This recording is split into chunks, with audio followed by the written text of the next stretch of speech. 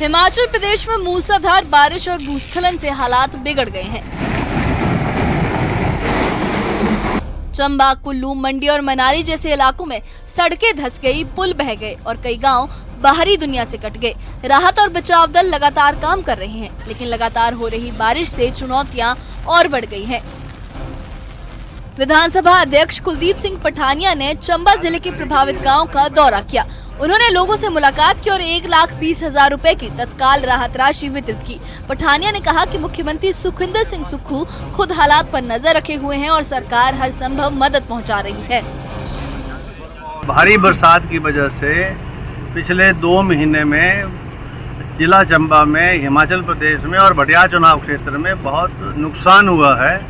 सरकारी संपत्ति को, निजी संपत्ति को, लोगों की जो है काबिले कास भूमि बर्बाद हुई है। घर, गौशालाएं जो है डैमेज हुए हैं, पार्शली डैमेज हुए हैं। पीडब्ल्यूडी के जो रोड्स हैं, आईपीएच की जो स्कीमें हैं, इलेक्ट्रिसिटी का जो बिजली के पोल्स, खंबे हैं, उसमें हर जगह जो है फ्लड की वजह से नुकसान हुआ है।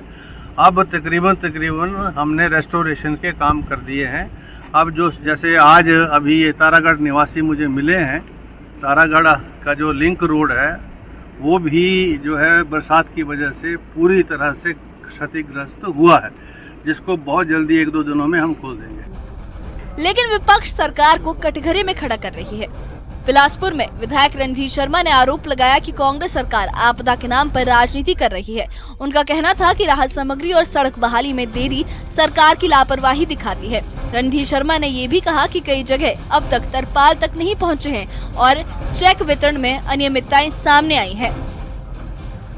मनाली पहुंचे नेता प्रतिपक्ष और पूर्व मुख्यमंत्री जयराम ठाकुर ने भी सरकार पर निशाना साधा। उन्होंने कहा कि इस आपदा से पर्यटन कारोबार और सेब की फसल दोनों को भारी नुकसान हुआ है। जयराम ठाकुर ने ये मांग की कि बागवानों और पर्यटन उद्योग से जुड़े लोगों के लिए विशेष राहत पैकेज लाए जाए। उनका कहना था कि हर साल मानसून में मनाली जैसे पर्यटन स्थल को नुकसान होता है, लेकिन इस बार तबाही का पैमाना कहीं बड़ा है। और बहुत चिंता का विषय है हम सब लोगों के लिए, जो हमारा मनाली जो एक हमारे लिए अंतर्राष्ट्रीय टूरिस्ट डेस्टिनेशन है, वहाँ हर साल बारिश के कारण मानसून में नुकसान होता जा रहा है।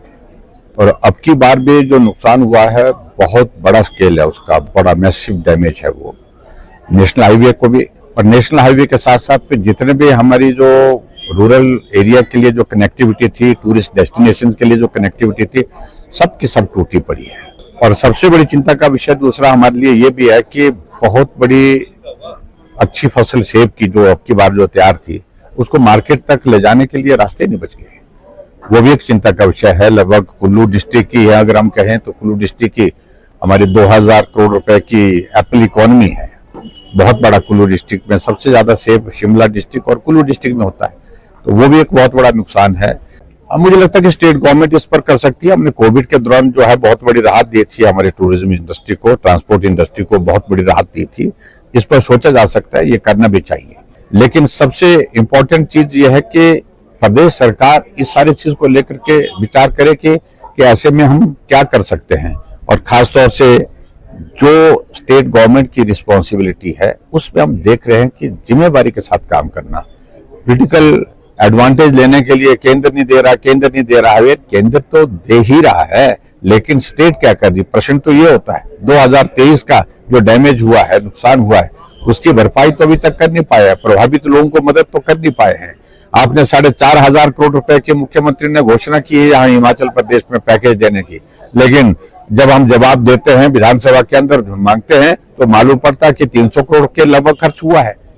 तो इसलिए झूठ नहीं बोलना चाहिए। इस वक्त ईमानदारी के साथ मदद करो हिमाचल प्रदेश में प्रभावित परिवारों की।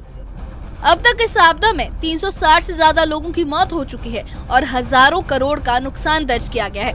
राहत और पुनर्वास की कोशिशें जारी हैं, लेकिन राजनीतिक आरोप प्रत्यारोप ने माहौल गर्मा दिया है। Bureau report, news 18।